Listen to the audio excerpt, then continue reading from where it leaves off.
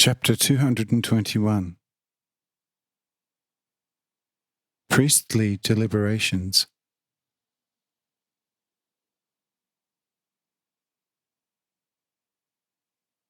A year passed under many discussions among the chief priests in Hanoch, how they should attack the traitors in the highlands.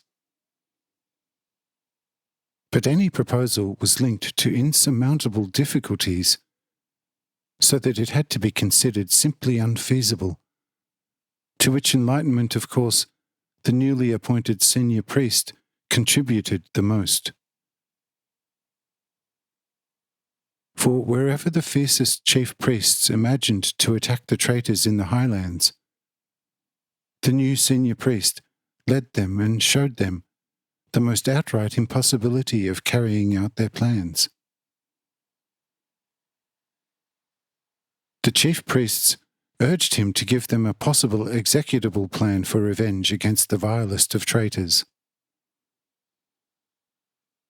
But the new senior priest said, "I have shown you the right way at the very outset. This is the only possible one. If you opt to go this route, the great treasures of the highlands will benefit you along the way of friendship. But if you do not want to do this, you will achieve less with these traitors than with the moon on the firmament."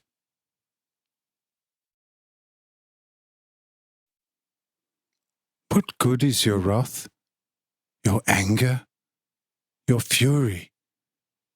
What your cries for revenge?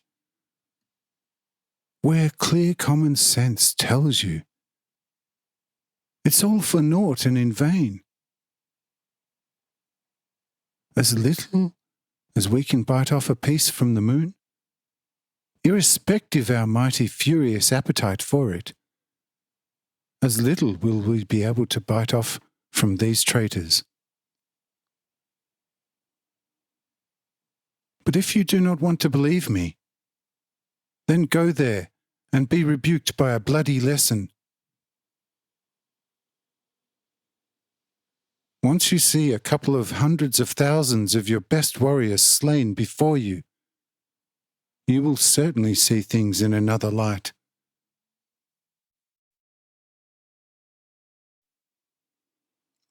Now, the chief priests did not really know what they should do.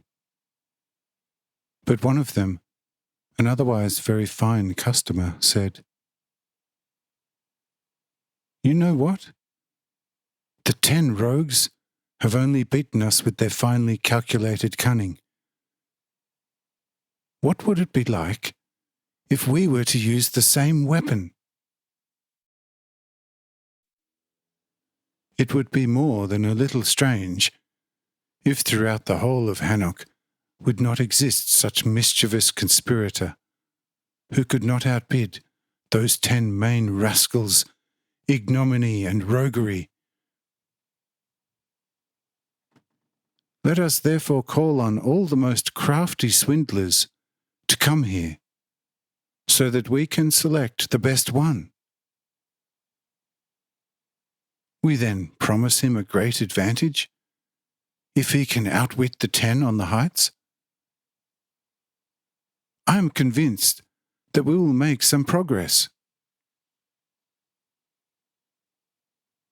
But the new chief priest said, "Yes, you now have found the best thought to your utter destruction. Just make such weakness of yours known to the rogues of Hanoch, and you'll make it much easier for them to reach their promised benefit than you think. Do you think they will risk their lives for you? Just the opposite. They will deceive you and then take their advantage. And even if one goes to the 10, he will be no fool to return to you, if he is better received by them, and will, on top of it, be a second traitor to you. But now do what you want. I have finished speaking. From now on, experience will be your guide.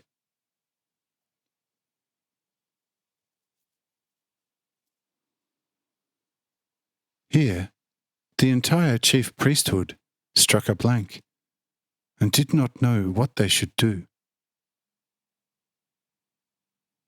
Thus the meeting was closed without any decision, and all went their way.